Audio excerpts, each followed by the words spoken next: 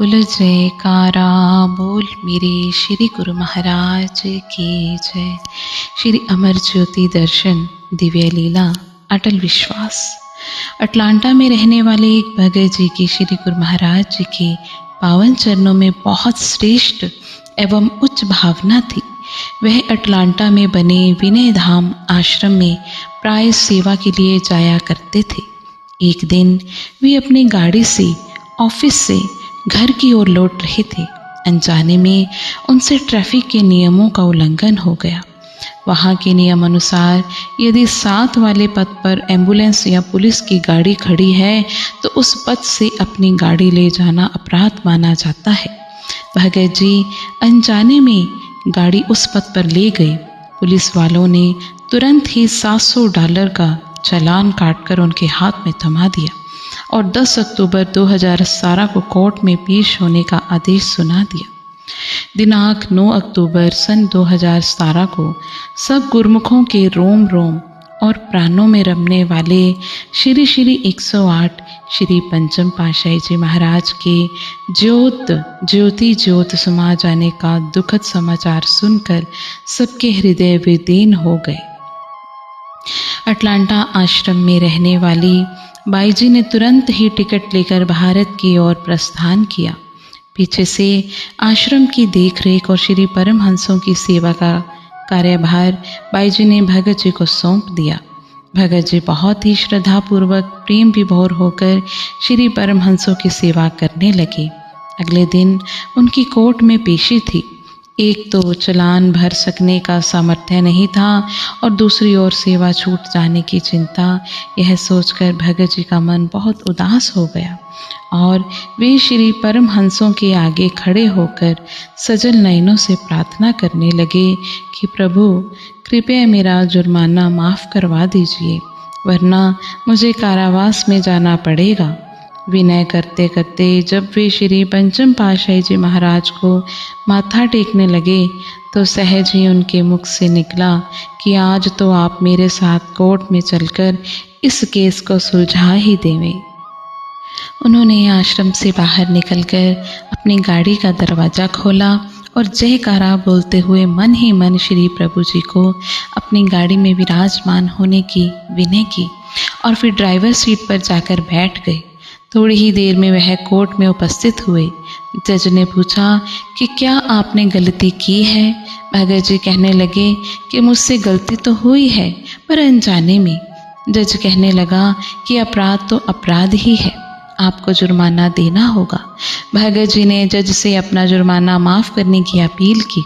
जज ने कहा कि ऐसा किसी हाल में नहीं हो सकता, जुर्माना तो आपको देना ही होगा।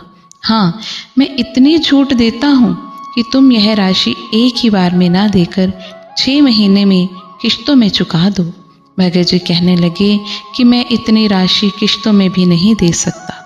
जज कड़क कर बोला कि जुर्माना ना भरने का परिणाम जानते हो, यदि जुर्माना नहीं भरोगे तो तुम्हें कारावास में जाना होगा।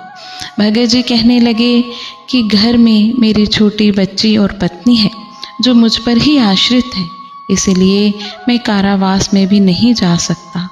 जज कुछ और कहता, इससे पहले भगत जी को एकाएक ख्याल आया कि श्री गुरु महाराज जी मेरे साथ आए हैं और मैं उन्हें भूलकर स्वयं ही सब जवाब सवाल किए जा रहा हूँ। उसने मन ही मन उन्हें स्मरण कर विनय की, प्रभु यहाँ तो सब बात बिगड़े जा रही है, अब आप ही कुछ कीजिए। अनजाने में मुझसे हुए इस अपराध की सजा से मुक्त करवा दीजिए।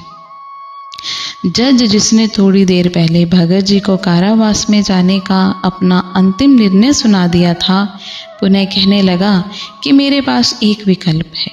यदि आप किसी सामुदायिक संस्था में जाकर 3 महीने की अवधि में 70 घंटे सामाजिक सेवा करके उस संस्था का सर्टिफिकेट लाकर दिखा दें तो तुम्हें सजा से मुक्त कर दिया जाएगा। भगत जी ने पूछा कि वह किसी भारतीय चर्च में यह सेवा कर सकता है? जज ने बड़े स्पष्ट शब्दों में कहा कि हाँ, कर सकते हो, परंतु वहाँ का सर्टिफिकेट अवश्य लाकर दिखाना होगा।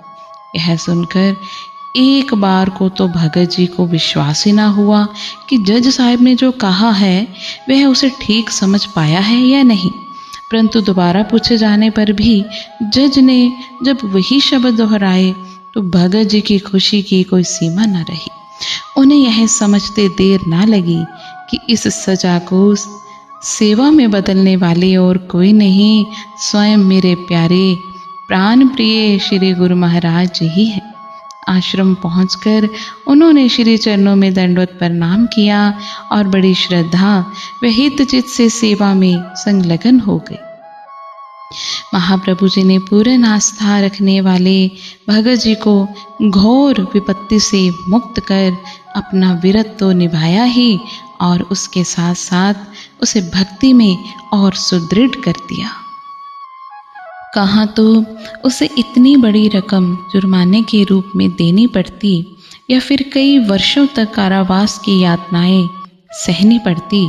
श्री प्रभु जी की कृपा की कोई सीमा नहीं।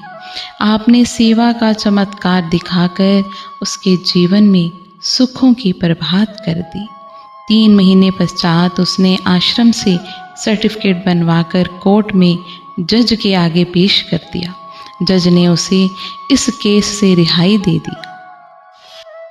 जहाँ जिसे कोई आश्रय ना दिखाई दे, जहाँ किसी की पहुँच ना हो, वहाँ पूर्ण श्रद्धा विश्वास से स्मरण करने पर श्री सतगुरुदेव जी महाराज तुरंत वहाँ पहुँचकर विपरीत परिस्थितियों से अपने सेवकों को उबार लेते हैं, अपने विरत की संभार करते हैं।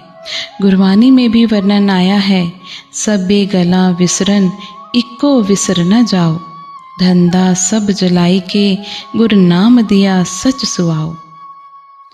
आशा सबे लाही के इका आस कमाओ, जिन्हें सतगुरु सेवया तिन अगे मिलिया थाओ।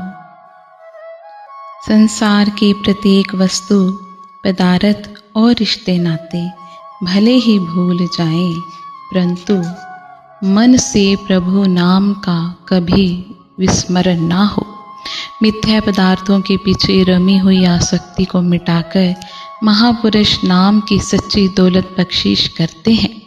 दुनिया के सभी आश्रय व सहारों को छोड़कर केवल मालिक का सच्चा सहारा लो, क्योंकि जो भी पूर्ण महापुरुषों की सेवा बंदगी करते हैं उन्हें ही इस लोक में वे आगे दरगाह में सम्मान मिलता है। बोलो जयकारा, बोल मेरे श्री गुरु महाराज की जय।